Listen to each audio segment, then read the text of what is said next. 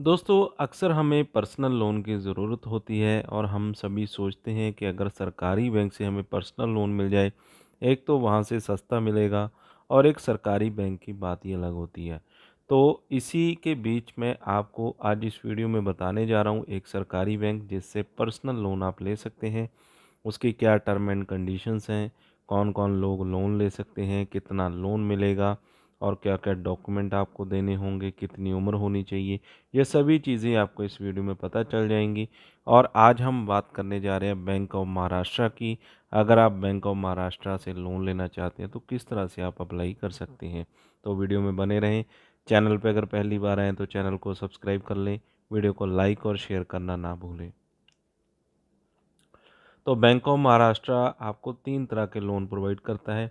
एक तो personal loan scheme रहेगी जो कि सैलरीड कस्टमर्स के लिए है, जो कि कहीं पे काम करते हैं उनको सैलरी मिलती है किसी कंपनी में, किसी इंस्टीट्यूट में।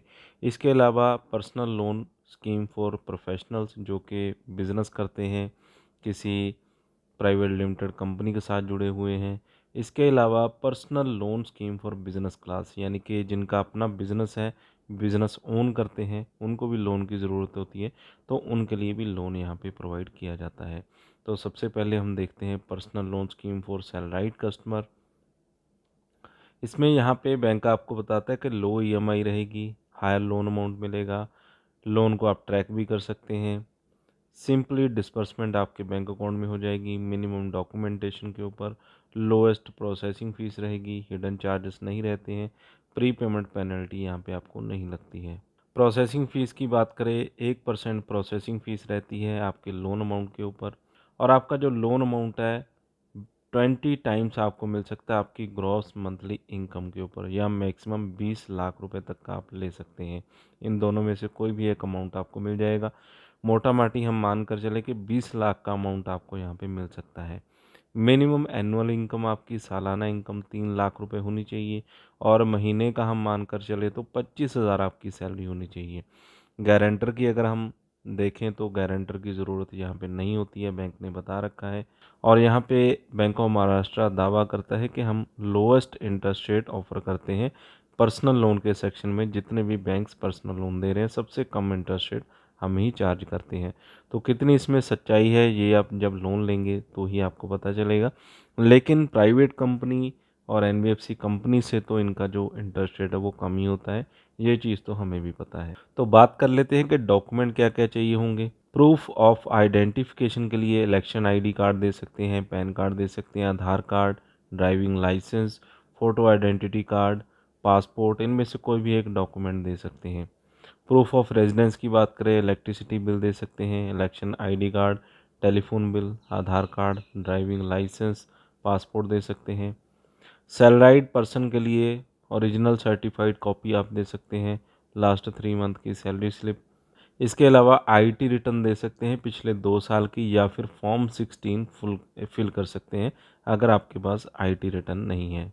लास्ट 6 मंथ की आप बैंक स्टेटमेंट यहाँ पे दे सकते हैं। और अगर नॉन सैलराइड क्लास या बिजनेस क्लास की बात करें तो लास्ट 3 ईयर की आईटी रिटर्न देनी होती है।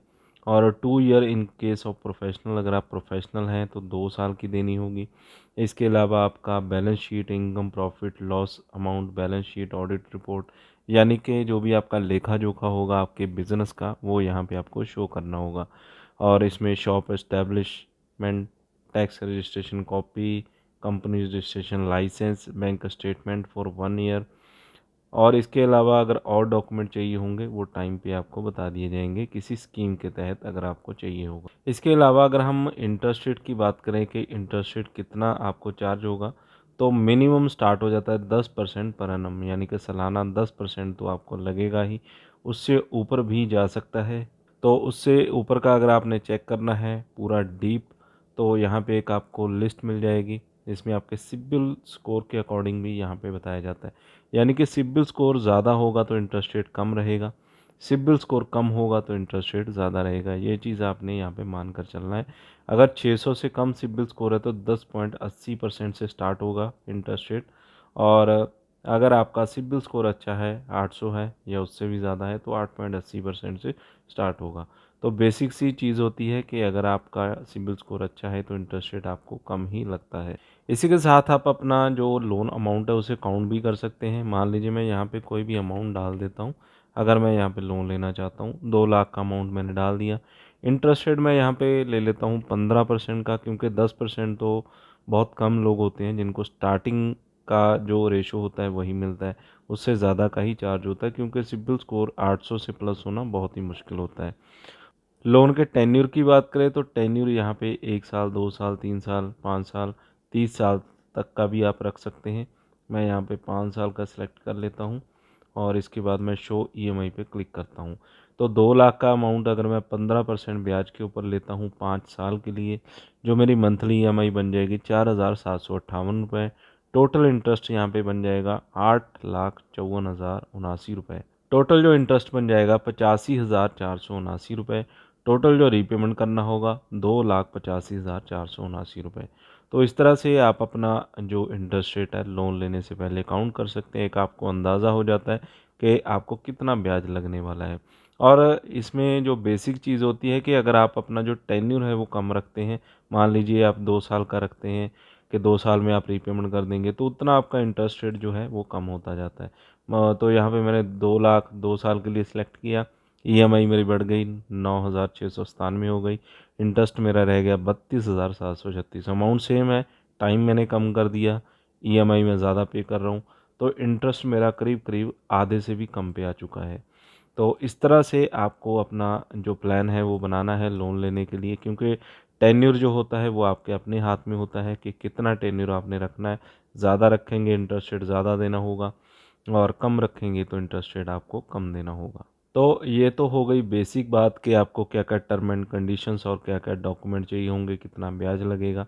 अभी हम बात कर लेते हैं कि लोन आपको किस तरह से लेना है। आपको यहाँ पे 2 ऑप्शन मिल जाएंगी, गेट अ कॉल। इस पर क्लिक करेंगे तो आपके लिए एक कॉल बैक अरेंज कर दी जाएगी। यहाँ पे आपने नाम डालना है, अपना ईमेल आईडी, मोबाइल नंबर, और यहाँ पे आपका आईटीआर फिलिंग करने का, जो आपने कितने का फिलिंग करना है वो यहाँ पे डाल देना है। ऑक्यूपेशन बता देना है, सैलराइड है या सेल्फ एम्प्लॉयड है, सैलरी अकाउंट यहाँ पे बता देना है। इसके बाद पिन कोड, आपका ब्रांच कौन सा है, अमाउंट कितना लेना चाहते हैं, और यहाँ पे कैप्चा कोड भरने के बाद रजिस्टर नाउ पे क्लिक कर देना है। इससे क्या होगा, आपका जो एक बेसिक फॉर्म है वो फिल हो जाएगा और बैंक ऑफ महाराष्ट्र के कस्टमर केयर एग्जीक्यूटिव की आपको कॉल आएगी। उस पर आपसे बातचीत होगी, पूरी जानकारी ली जाएगी, कितना लोन चाहिए, क्या क्या डॉक्यूमेंट आप दे सकते हैं। डॉक्यूमेंट आपको रिवाइज भी करवाए जाएंगे। और इसके अलावा यहाँ पे जो दूसरा मेथड है, इसमें अप्लाई ऑनलाइन आपने करना होता है। यहाँ अप्लाई ऑनलाइन करेंगे, इस पेज पे आपको भेज दिया जाएगा। तो यहाँ पे आपने अपना अकाउंट नंबर, जो भी आपका बैंक ऑफ महाराष्ट्र का अकाउंट नंबर होगा वो यहाँ पे डाल देना है। मोबाइल नंबर यहाँ पे डाल देना है, और इसके बाद ओटीपी पे आपने सेंड ओटीपी पे क्लिक कर देना है। इसके बाद आपको ओटीपी आएगा आपके मोबाइल नंबर के ऊपर। उसके बाद आपने बाकी का जो फॉर्म है वो यहाँ पे फिल कर देना होता है। तो फॉर्म सिंपल ही होता है, उसे आप ब्रांच में भी फिल कर सकते हैं या फिर अपने मोबाइल फ़ोन से भी फिल कर सकते हैं, जिसमें आपकी बेसिक डिटेल, वर्किंग डिटेल और केवाईसी वगैरह डॉक्यूमेंट की जानकारी आपने देनी होती है। और एक बार ब्रांच तो आपको विज़िट करना ही होता है, क्योंकि जो लोन एक्चुअल में आपको मिलेगा, जो आपके पूरे फॉर्म साइन होंगे फिज़िकली वो आपके ब्रांच में ही होंगे। और उसके बाद आपका जो लोन है 24 से 48 घंटे का टाइम लगाता है बैंक, और आपके बैंक अकाउंट में जो लोन अमाउंट है वो डाल दिया जाता है। तो इस तरह से बैंक ऑफ महाराष्ट्र से बहुत ही इजीली आप लोन ले सकते हैं। 20 लाख रुपए तक का लोन मिल जाएगा। बस आपको टर्म एंड कंडीशंस पूरी करनी होंगी, जो जो डॉक्यूमेंट मांगे जा रहे हैं वो देने होंगे। बिज़नेस करते हैं तो बिज़नेस के डॉक्यूमेंट आपके पास होने चाहिए। आप सभी जो फॉर्म है वो फिल कर देंगे, साइन कर देंगे, उसके बाद इजीली लोन आपको यहाँ पे मिल जाएगा। तो जिनको भी ज़रूरत है वो लोन के लिए अप्लाई कर सकते हैं। वीडियो अगर अच्छा लगा हो तो वीडियो को लाइक और शेयर करें। चैनल पे अगर पहली बार आएँ तो चैनल को सब्सक्राइब कर लें, साथ में दिए गए बेल आइकन को ज़रूर दबा दें।